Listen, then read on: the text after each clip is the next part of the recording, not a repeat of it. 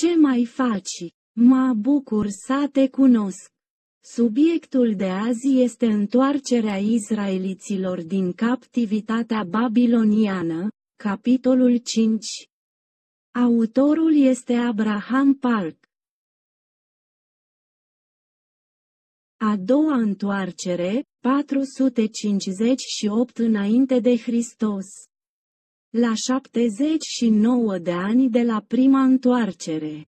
În Biblie, Ezra capitolul 7 până la 10, este scris după cum urmează. Conducător, Ezra preotul și cărturarul, adică Domnul ajută, regele Persiei, al 7-lea an al lui Artaxerxe I. Împrejurările care au dus la întoarcere, 474 înainte de Hristos în timpul domniei lui Ahasverus.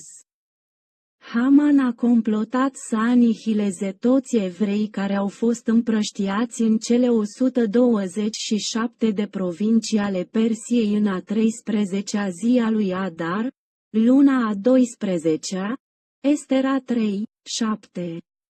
Cu toate acestea, dușmanii evreilor au fost distruși în schimb în a 14-a și a 15-a zi a lunii a 12-a. Astfel, aceste zile au devenit sărbătoarea Purimului, celebrată de-a lungul generațiilor de evrei care fuseseră mântuiți. Estera 9, 1. Scopul returului. Recuperarea completă a comunității de credință a legământului centrată pe templu. Pentru a reampăla o cantitate mare de materiale necesare pentru a restaura sacrificiile din templu. Sub conducerea lui Ezra, al doilea grup de reveniți din Babilon a adus la templul lui Dumnezeu din Ierusalim argintul și aurul, pe care regele și consilierii săi le-au oferit în mod gratuit. De asemenea, au adus tot argintul și aurul pe care l-au obținut în toată provincia Babilonului, împreună cu darurile de bună voie ale poporului și ale preoților, care au adus de bună voie pentru casa Dumnezeului lor din Ierusalim. În plus, ei au luat ustensile pentru slujba casei lui Dumnezeu din vistieria împărătească și le-au dat în întregime înaintea lui Dumnezeu, pentru ca Ezra să învețe legile lui Dumnezeu.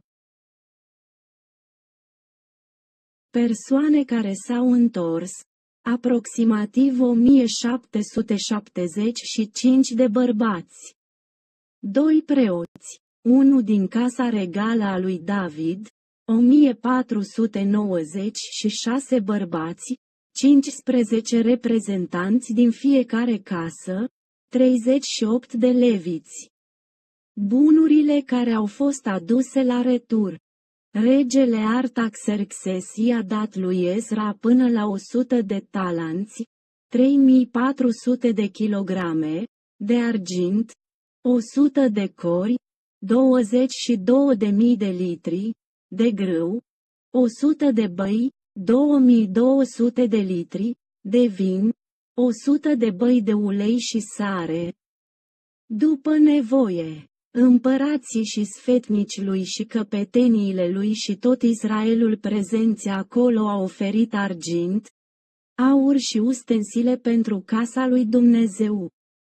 Ezra i-a cântărit la 12 preoți, iar greutățile lor au fost 650 de talanți,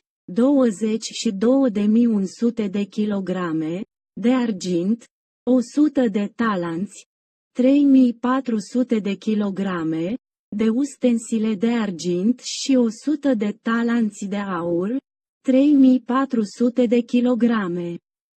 20 de talanți de aur, 1000 de kilograme, 4 dari, 420 de grame per bol, 2 ustensile din bronz fin strălucitor, prețioase ca aurul. Unități de conversie, 1 talent egal cu 34 de kilograme. 1 cor egal 220 litri, 1 baie egal 22 litri, 1 daric egal cu 8,4 kg. Nu au fost impuse taxe, tribut sau taxe celor care slujau în casa lui Dumnezeu.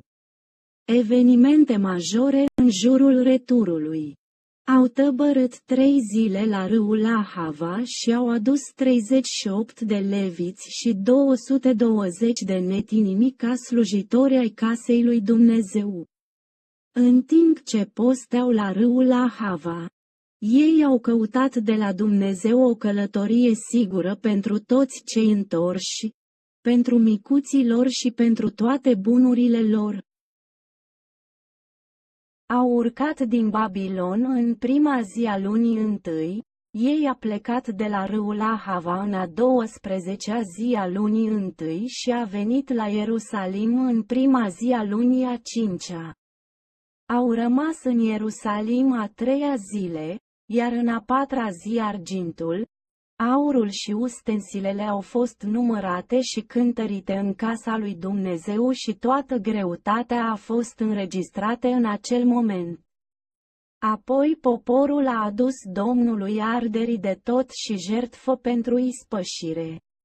Când edictele regelui au fost predate satrapilor regelui și guvernatorilor din provinciile de dincolo de râu, ei au sprijinit poporul și casa lui Dumnezeu, din prima zi a lunii a 10-a până în prima zi a lunii întâi, au cercetat marii preoți, preoții, leviți, cântăreți și izraeliți care se căsătoriseră cu soții străine și le-au dezvăluit toate numele, scopul și momentul întoarcerii. A doua întoarcere a avut loc sub conducerea lui Ezra, cărturarul și preotul, în 458 înainte de Hristos, care a fost la 79 de ani de la prima întoarcere.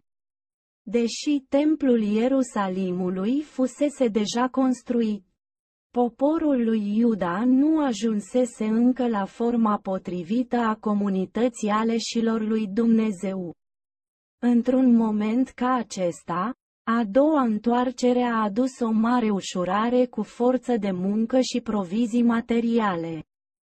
De asemenea, a adus reformele extinse ale lui Ezra care au rezolvat multe probleme spirituale în rândul poporului lui Iuda, restabilind astfel credința oamenilor. Scopul celei de-a doua întoarceri. Recuperarea completă a unei comunități de credință a legământului centrată pe templu. Ezra, conducătorul celei de-a doua întoarceri, a primit permisiunea regelui Artaxerxe și a adunat pe toți oamenii care doreau să se suie la Ierusalim și să părăsească Babilonul.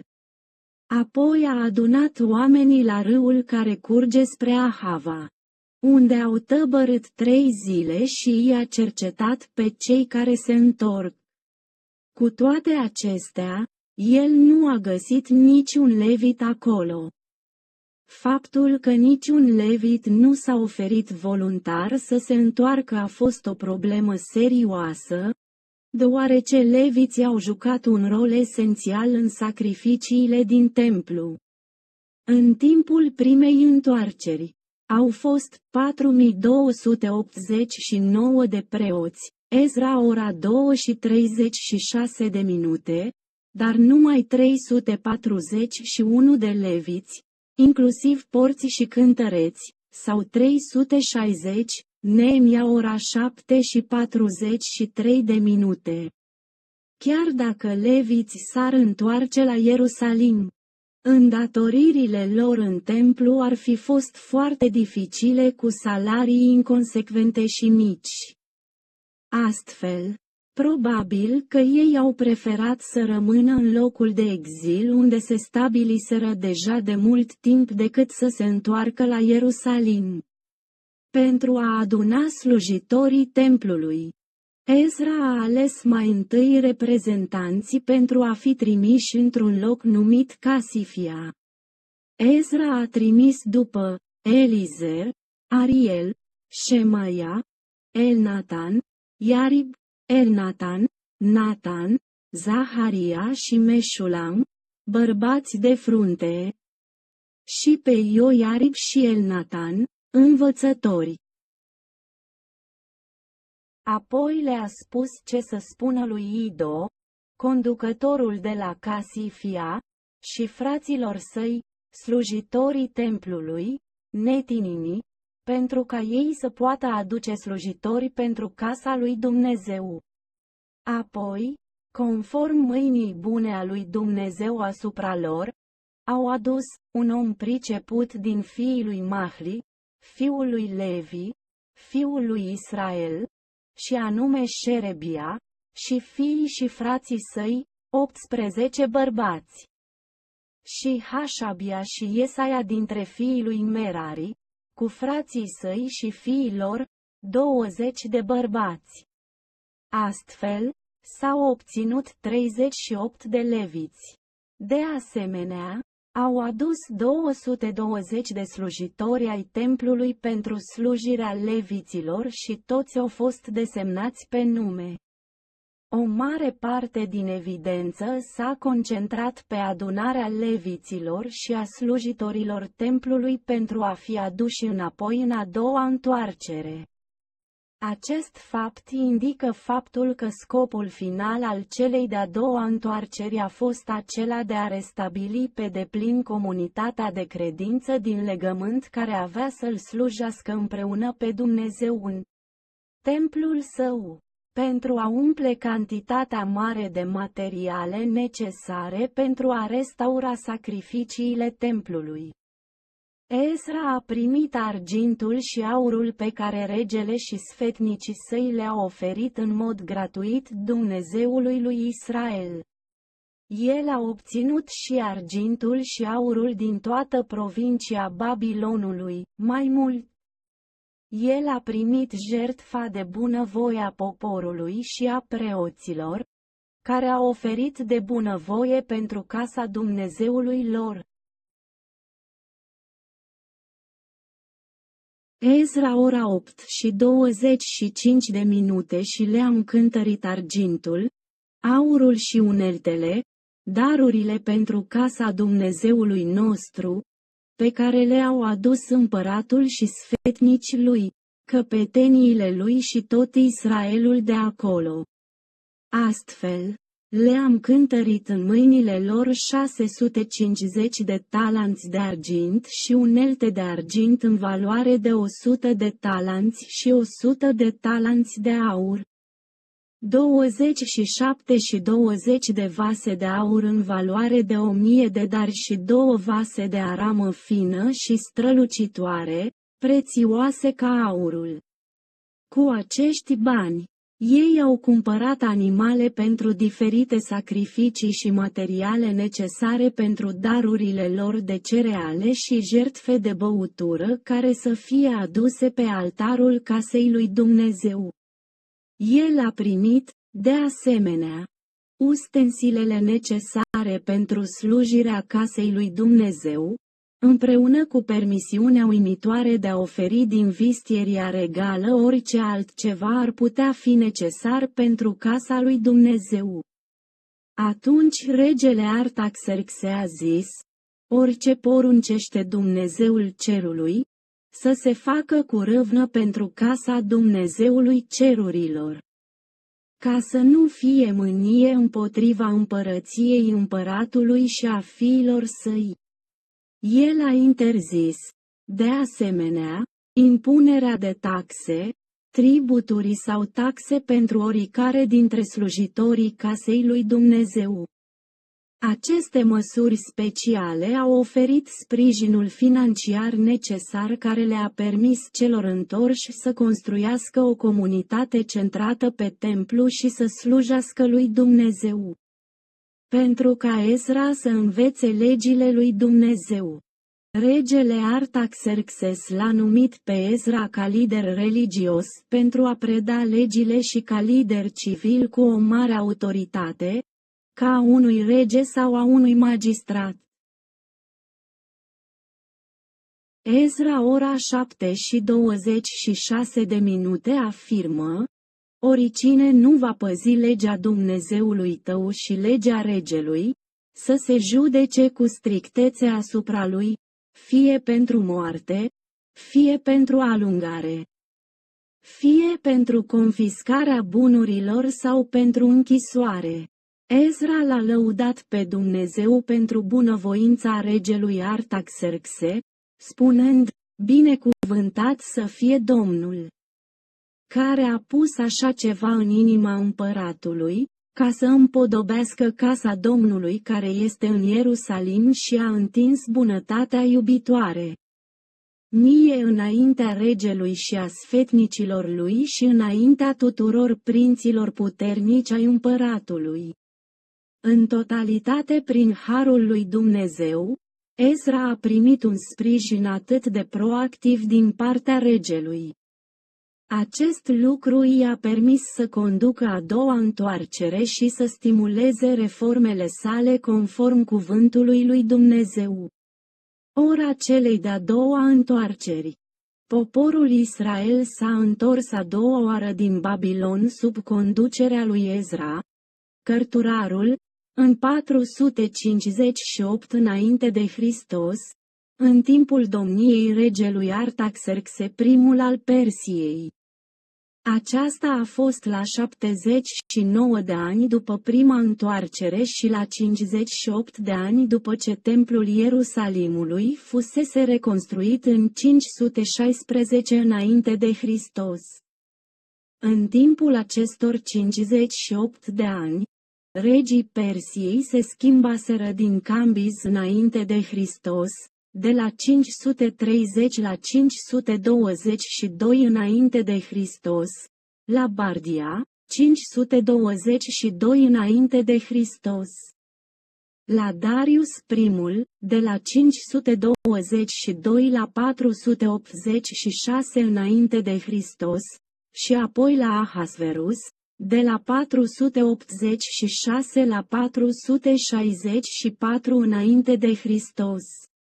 Până la a doua întoarcere, Artaxerxe I, din 464 până în 423 înainte de Hristos, era pe tron. Oamenii care s-au întors și circumstanțele din timpul întoarcerii. Oamenii din a doua se întorc. Regele a acordat tot ce a cerut Ezra, din această cauză. Ar fi putut fi escortat de trupele regelui sau de călăreți. Totuși el a refuzat toate acestea și a căutat numai mâna favorabilă a lui Dumnezeu, astfel, a reușit să se întoarcă cu bine. Oamenii care s-au întors în a doua întoarcere au fost 1496 de bărbați, 38 de leviți și 220 de slujitori, aproximativ 1775 de oameni în total. Grupuri mari dintre oamenii care s-au adunat pentru a doua întoarcere au venit de la fiii lui Șecania, 300 de bărbați, fiii lui Iob, 218 bărbați, fiii lui Pahat Moab, 200 de bărbați, și fiii lui Șecania, 150 de bărbați, mai mult, descendenții din 7 familii ai căror strămoși s-au întors deja la Ierusalim la prima întoarcere. Au venit hotărâți să se alăture celei de-a doua întoarceri. Ezra capitolul 2 consemnează numărul primilor reveniți. Copia decretului regelui Artaxerxe spunea: oricine din poporul lui Israel, preoții lor și leviții din împărăția mea, care vor să meargă la Ierusalim, să meargă cu tine. Regele a întărit autoritatea lui Ezra prin acest decret, scriind: tu ești trimis de rege și de cei 7 sfetnici ai săi. Astfel încât Ezra să poată convinge cu succes cu privire la Iuda și Ierusalim. Bunurile care au fost aduse în a doua retur. Oamenii din a doua întoarcere au postit la râul Ahava și au căutat de la Dumnezeu o călătorie sigură pentru ei, copiii lor și toate bunurile lor, după rugăciunea lor de post lângă râul Ahava.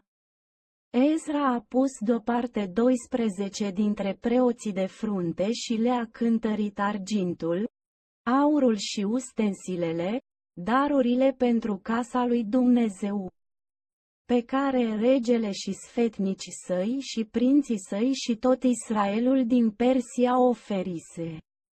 Apoi i-a pus pe preoți și pe leviți să-i aducă la Ierusalim la casa lui Dumnezeu. Fost 650 de talanți, 22.100 de kilograme, de argint, 100 de talanți, 3.400 de kilograme, de ustensile de argint și 100 de talanți, 3.400 de kilograme, de aur, 20 de boluri de aur, 1000 de daric, 8,4 kilograme, 420 de grame pe bol de 2 utene, bronz strălucitor fin, prețios ca aurul. Apoi au plecat de la râul Ahava în a 12-a zi a primei luni și au ajuns în cele din urmă la Ierusalim.